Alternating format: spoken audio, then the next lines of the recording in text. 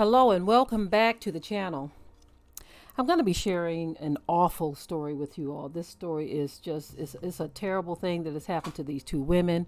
Um, there are some horrible homeowners association laws on the books that these people know. They know they ain't right. They know they are not right, but this stuff is allowed to go on here in the U.S. because there's a mindset that exists, right? One of the stories I'm going to share with you is a woman who had her home literally just taken from her for $3.24. Now we're talking about both of these women they had really nice houses and they no longer have them. One of them, the lady on the left, she ended up homeless as a result of this weird. I don't even know what to call it. I don't know what to call it. You can't call it theft, because they made laws to make what they did to these women legal, right? And so I'm going to get into it because there's always some shady business going on when it comes to money. That's what the Bible says. The love of money is the root of all evil. And it's because of this that laws are put into place to protect those who want to be low down, dirty, rotten scumbags. That's what I'm just going to call it. Call it what it is. It's put in place to protect them. And these two women lost their homes as a result of it. And this is horrible. And like I said, because you have a law on the book to protect the companies, it's ridiculous. Okay, so it says a woman's battle with an HOA ended with her losing her home. And the HOA, or the Homeowners Association, then purchased her house for $3.24. First, they fought her and then kicked her out and purchased her house for $3.24. Patricia quickly said it was a black hole she couldn't escape. Then she received the most shocking letter of all, an eviction notice. Okay, it's almost impossible to buy a new home these days that's not a part of a homeowners association. And so they do this stuff by design. Right now I'm reading the article, y'all, but from time to time I'm going to, cut from the article and say some things. But this is by design. They're making these things to where if you're not living on your own private land, you have to move within an HOA. That's how they're building new subdivisions. So you're literally trapped and stuck in this, right? But anyway, it says those who have never lived in one need to understand what's at stake the moment they sign the closing documents. While most HOAs are respected for respected for keeping community spaces maintained, swimming pools safe, and lawns up to snuff, there's a growing tension over how debts are collected when homeowners fall behind or simply fail to understand a fine or a fee owed. According to the Community Association Institute, 6 states have some type of ombudsman to help educate and facilitate those discussions. Several states require mediation before a lawsuit can even be filed. Georgia isn't one of them. Patricia quickly said she learned that the hard way. There she is right there. In 2010, Quigley was upset with her HOA's billing process. Feeling ignored, she decided to take a stand and refuse to pay her dues, which were about $700 that year. Instead of getting a meeting to work out the problem, she got letters from Laziga and Johnson, the law firm hired to collect on the debt. When the Eagle Watch HOA in Cherokee County had a judgment to foreclose on her house to pay off her debt, she realized this was not a fight she could win. She agreed to pay the debt, which had grown through court costs and attorney's fees to about $2,700. So basically, for any small amount, they could just force the sale of your house, regardless to how much equity you have. They can force the sale to collect their debt, even if it's only a few $100s, right? Your house can be worth $1 million, but if they want to collect their $500 or $600 or $700, they can force the sale of your house to collect their money. So this is why it's important to know these wicked, absurd laws when you're signing things. Okay, so anyway, she says, I went and title pawned my car, walked in and paid them $2,700. And when I walked out, I said, this is all I owe, right? Yes, Quigley recalled asking. But a few months later, after that conversation, Quigley said she received another bill for about $3,000. She said she called the law firm, emailed her HOA board president, and sent letters trying to figure out why. All Quigley said she got in return were cryptic financial statements with dates and amounts that to her didn't make any sense. Then here comes the next set of letters, and now the sum is up to $6,400, $6,400.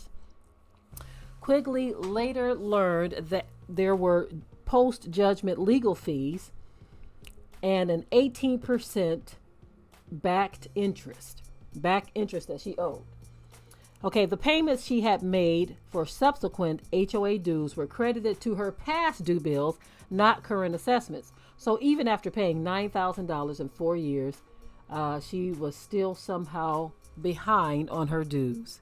So basically, they just racking up fees and fees and fees and fees in the background while she's thinking she's caught up and nobody's alerting her to anything. And there's an attorney that went on to say it's her job to make sure everything. I mean, so what do you do when you ask somebody something and they are not giving you a true or a good answer?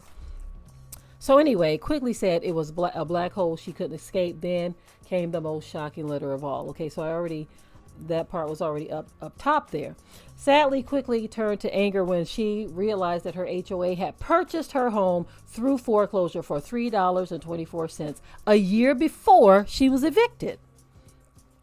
So they let her keep on paying for a whole year while they were in the background filing papers to foreclose on her house. Quigley said not only did the HOA accept her dues payments on a home she apparently did not own, but it also allowed Quigley to make another $4,600 in payments before her eviction. Those payments were going to her mortgage company. Okay, so neither Eagle Watch or the law firm representing them, HOA at the time, wished to comment for this story. They didn't want to have a conversation about it because they don't want to look horrible for the things that were taking place. It says, but attorney George Nowak, who has helped craft Georgia's HOA laws since the 1980s, said Quigley's story is tragic. It's a tragedy of her own making. So you have an attorney who helped make these laws. You sit down and say, I saw the video of this report. He actually helped craft these laws, and in his coldness wants to say that this is a tragedy of her own making. It's your job to know the law. Now, I do agree that people should know the law, but most people are not going to read these things because they think and hope that they're dealing with honest people. So anyway, he says legally it is up to Quigley to know that her home had been sold and that she no longer owed the debt. And since it was paid voluntarily, no one has to pay her back. So this is what the attorney who helped craft the law said. Again, they make these laws to benefit companies. They can care less about you and your situation. The powers that be in the system in general can care less about you and your situation. They put these things in place for the companies. Now, is anyone surprised? Is anyone surprised at all? Because look at how America was obtained. You see how they got it from the Native Americans? They took it and they feel nothing about it. They feel like, hey, we took your life and took your land, so be it. Hey, you should have fought. You know, they just have no care about that. Only about the bottom line, only about what benefits them. But anyway, let's continue on. It says it doesn't happen in the back room with blue smoke and mirrors. He explained, discussing Georgia's HOA foreclosure process. Most people know if you default on a loan, the bank can foreclose, but the property is also assurance anyone living in the homeowners association pays their dues. In Georgia, the HOA can get a lien on your home and then file for foreclosure as soon as the homeowner owes $2,000. So if you get behind up to $2,000 with the HOA, they can foreclose. I think that's ridiculous. That's just hundreds of dollars, and they could just take your home, $2,000, and her home was worth probably hundreds of thousands of dollars. Okay, so it says Nowak said it can take 4 years to accrue that much debt and win a judicial foreclosure. Along the way, the homeowner receives letters alerting them to what's owed. To have the opportunity to appear in court and dispute the debt, and even after the HOA wins the case, there's a title search. The foreclosure is advertised for a month in local papers, and they are served notice twice before the sale. Again, who is thinking to go and check papers to see if they're this is really something else. When you think about how they craft these laws, they put this stuff in place to protect companies. Okay, so anyway, they brought this on because they ignored all of their requests to pay. They brought this on themselves. They ignored, if you don't pay, we are going to sue you. They didn't show up for a trial most times, Nowak explained. Quigley admits she was dealing with other problems in her life at the time and never did go to court on the matter. So now this is me breaking away from the article. In a situation like this, I mean, it is very tragic. But you can't ignore these kind of things. You cannot ignore, because these people, they're telling you, look, I want your house and I'm going to take it, right? So regardless of what you're going through, know and understand that if you live in an HOA, they are going to get what's theirs. Now, as I get into the story, you're going to see how deep it gets. I mean, it gets even worse, okay? Okay, it says, but Phoenicia Law, a homeowner in Douglas County, did try to fight the Rosewood Community Association's claim against her.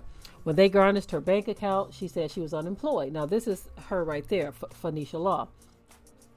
It says, I'm sorry, you all aren't looking at the screen. I'm saying this as if you all can see the screen. But it is the two ladies on the screen. Phoenicia Law is the woman on the right. Okay, Law filed bankruptcy to get a handle on her debt.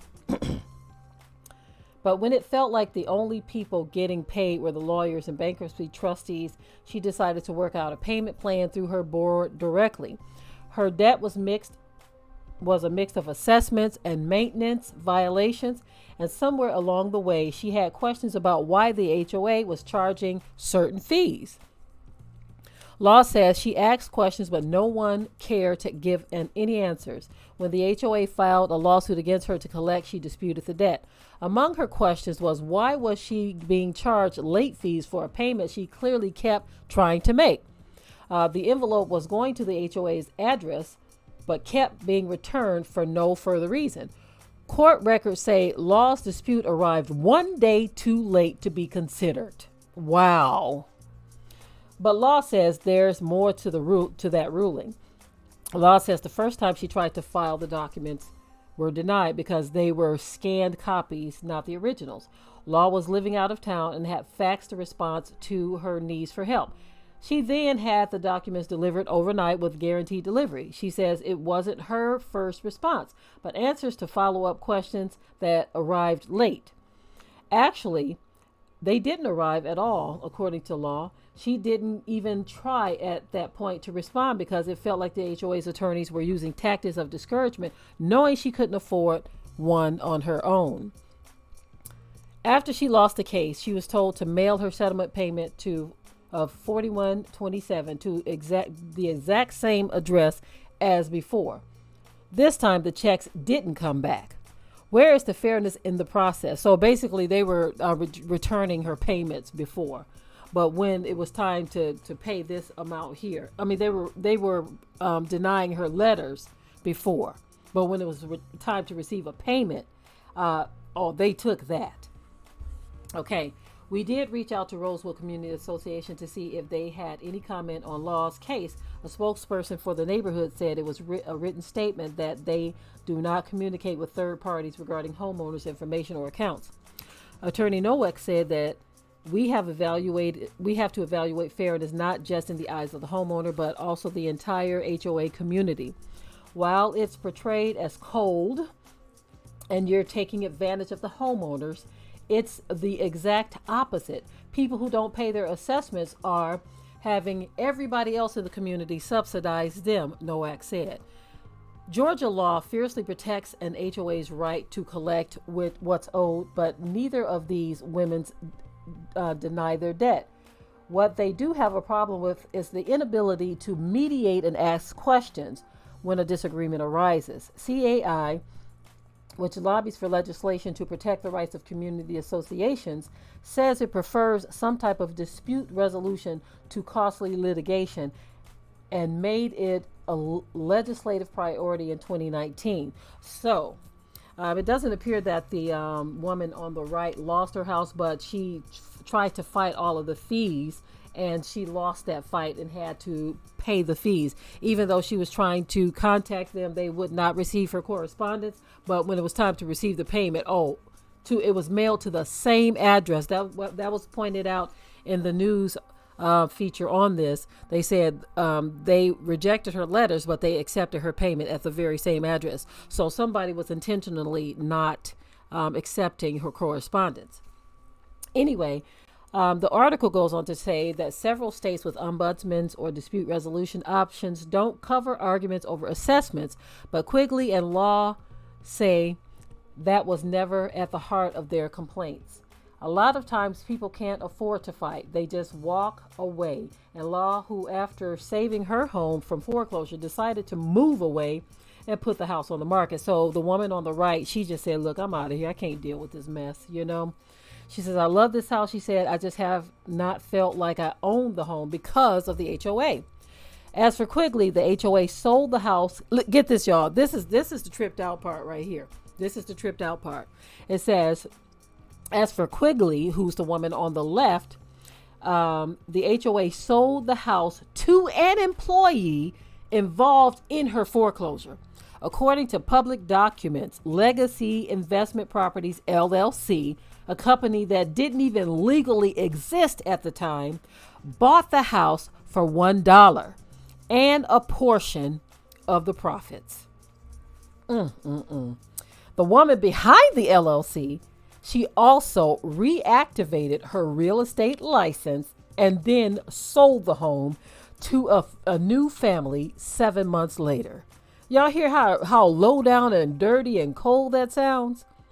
So they bought the house for $1.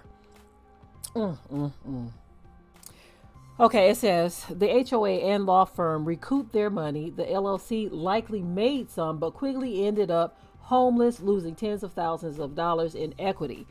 The courts have said there is no legitimate reason for not paying. If you believe the association has done you wrong, then sue the association, said Nowak, reinforcing the order of events. It says pay your fees, then sue them. But in the case of suing, as you saw with the second lady, the suing didn't matter either. So they're just basically trying to say, look, we're trying to help. We're trying to tell you what's going on. I just feel like these laws that are put in place are just so wicked, so low down and dirty. Although I do understand the need for a homeowners association when it comes to common areas and things of that nature.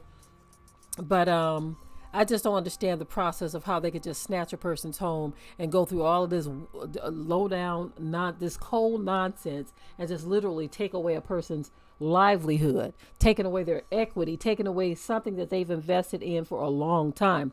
Anyways, I want you all to share your thoughts on this horrendous story, and let me know too if you are involved in the homeowners association. Anyone who's looking to buy a home, reconsider not buying if you are looking at something within an HOA. Think about it. Go in a different direction. Buy some private land. Buy something that's just in a regular neighborhood that's not involved in an HOA. But a lot of people have horror stories. Look at these horror stories before you invest your hard-earned money into buying into a situation like that. Anyways, I'm done with the story, but until next time, I am out.